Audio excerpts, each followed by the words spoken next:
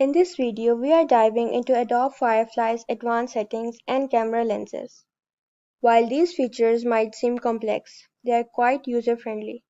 Let's break down how to use these settings to enhance your image creations effortlessly. For this, I am going to type a prompt that says, "A cozy mountain cabin with smoke rising from the chimney, nestled among pine trees with the soft glow of sunrise and exclude brown color of the house. Make it pink." And now, when I hit press generate button, it has produced pink houses in the middle of the mountains. So it has done a very good job while excluding a color. After generating, compare the results to see how effectively the color brown was minimized. On the left side, you will find the photo settings. The aperture settings controls the amount of background blur. Increasing the aperture value will blur the background more, while decreasing it will make the background crispier. For example, setting the aperture value to 2.8 creates a strong focus on the subject with a more blurred background. Let's try this. Click on Generate to see the results.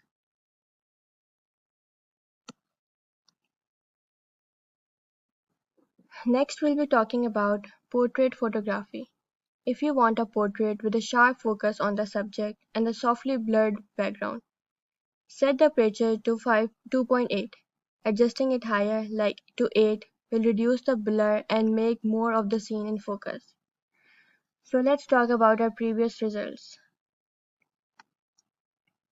So you see it has made the background blur. I hope you can see that in the video. The shutter speed affects motion blur and light streaks. A faster shutter speed will freeze motion, while a slower speed creates blur. For example, setting the shutter speed to 250 seconds is great for capturing moving subjects without much blur.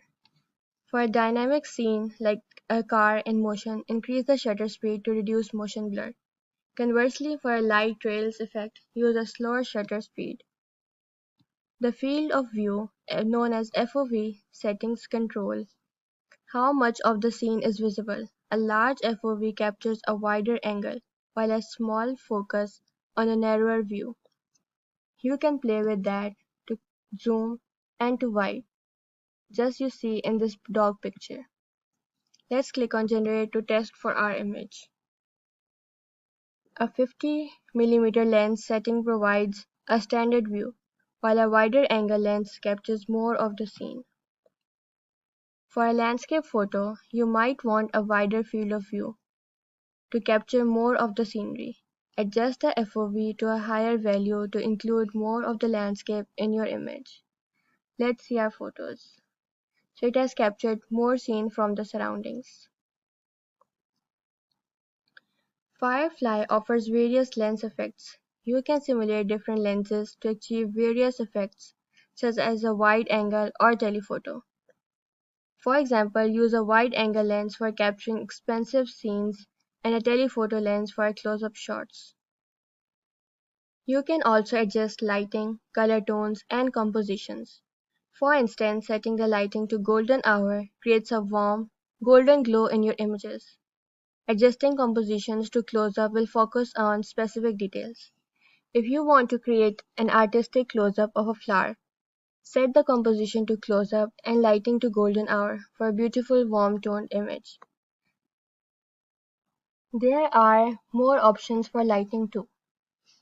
For example, there is backlighting, dramatic light, golden hour, harsh light, long time exposure, low lighting, multi-exposure, studio light, and serial lighting. The camera angles are close-up, knolling, landscape photography, macro photography, and so many more. Today, we explored Adobe Firefly's advanced settings and camera lenses. We covered how to adjust aperture, shutter speed, and field of view to enhance your images. We also discussed how to use exclusion settings to avoid unwanted elements.